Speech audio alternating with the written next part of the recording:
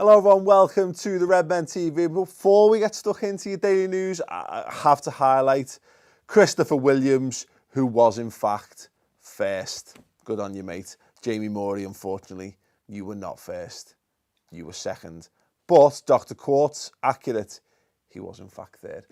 More of your comments, scintillating stuff just like that and more to come toward the end of the show. But let's get stuck into some Liverpool news first. Nothing. If you're looking for transfer news into the club, yeah, you've come to the right place on the wrong day.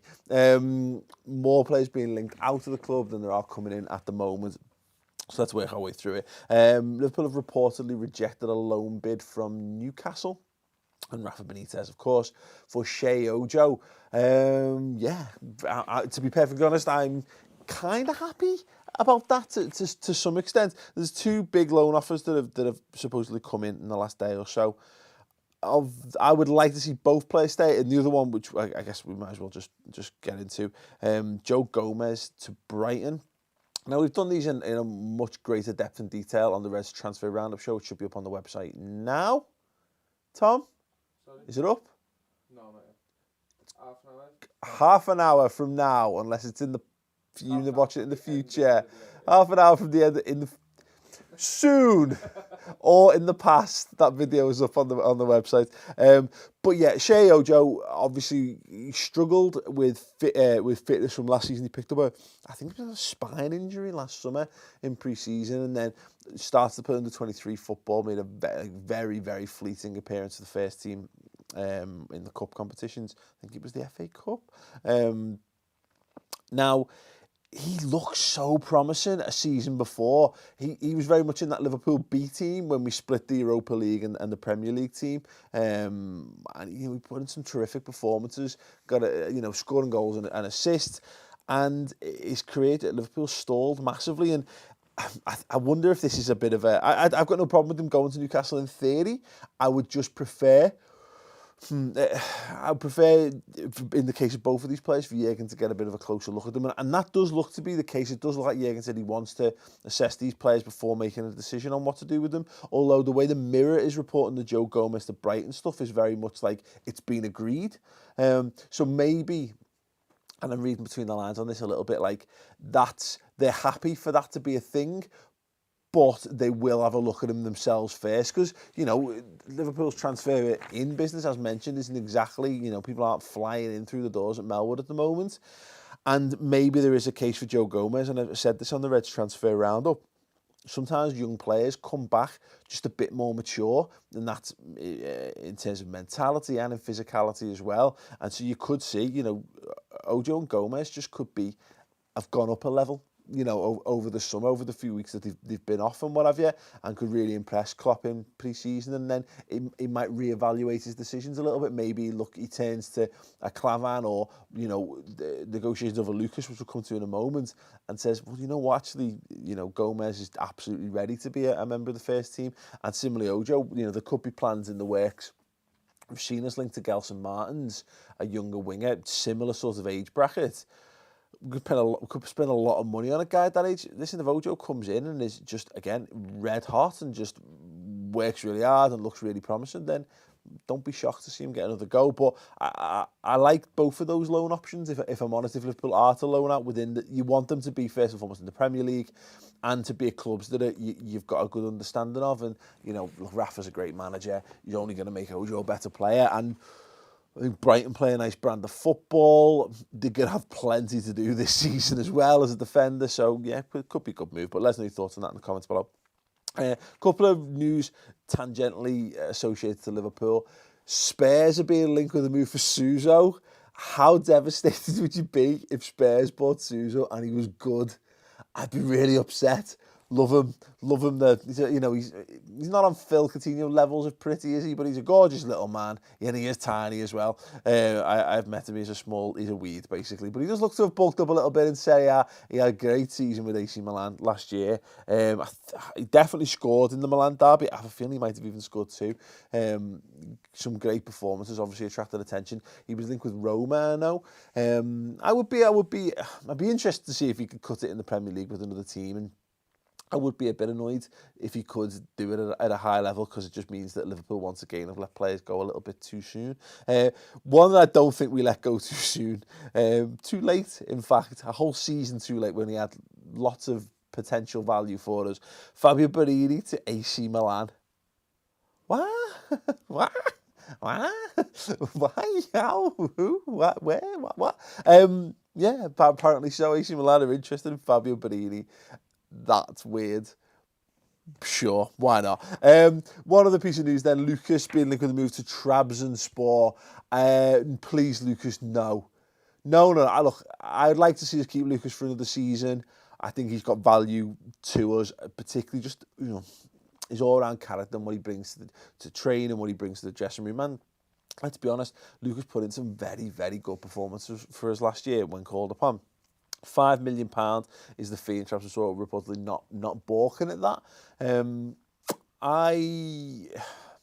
Trabzonspor are shit. That's my problem with this. If you're gonna go to Turkey, go to Fenerbahce, Galatasaray, or Besiktas, mate. Don't go to Trabzonspor. Just don't. Didn't work out for Kevin Campbell, and it won't work out for you. Yeah, I mean, ultimately, if you get £5 million for Lucas, let us know whether you think that'd be good enough to move him on, or what have you. Let me know that in the comments, and I will come to those comments right now. In fact, you'll have to excuse me. I'm yawning like a bastard today. There's nothing I can do about it. I could sleep more, but if I could sleep more, I would sleep more. You missed 2 super chats. Oh, have I missed 2? Yeah. Well, then allow me to find them. There's the first one, and the first super chat comes from Patrick Boyle. Super chat, woo! £1. Again, you've got the opportunity if you're doing this. You can leave a comment along with it as well. Look, we're grateful to donations. As I say, every penny that comes into the door does go on making Redmen TV a thing. So yeah, thanks very much for super chats, Patrick. But yeah, Adam Smith, there you go. Adam Smith, super chat, woo! £2. Who will drop to the bench if Salah starts? Now, that's a great question. It is an absolutely fantastic question. We did some debate on this. Chris and I were on the Anfield Index podcast last night. It's up now. It's on the Gags Tandem show, I think it's called, and we talked a little bit about this.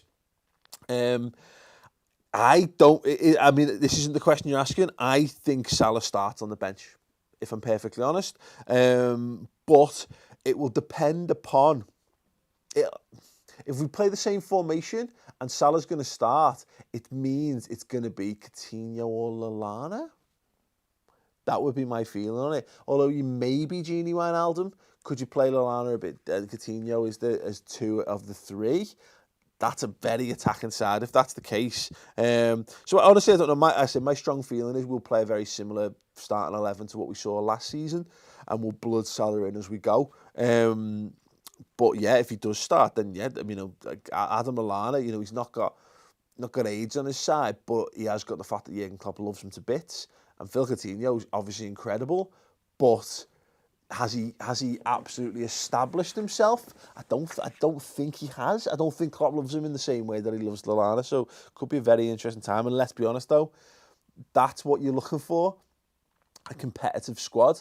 What a world it would be we could be in to start the season with a Lallana or a Coutinho or a Salah on the bench. Much improved. Roderick Patricia says Lallana can't be benched, too much energy. Yeah, absolutely. That's the thing for me. He's so integral to how we play in an attacking sense. He's the guy who I just think he makes us tick. He sets the tempo for the rest of the forward players. Like you said, there's the level that you've got to perform at, is that the levels of energy you've got to expend. Match me, or ultimately you're going to look like a dickhead. I'm not sure he necessarily phrases it that way, but there you go. Radiated Card 681, finally catching this live. Good on you. Are you enjoying it? I can't hear your response, but let me know in the comments nevertheless. So if you want Chris to do the news show tomorrow, we need to get, and I'm setting the bar high this time, I want, 3,500 likes.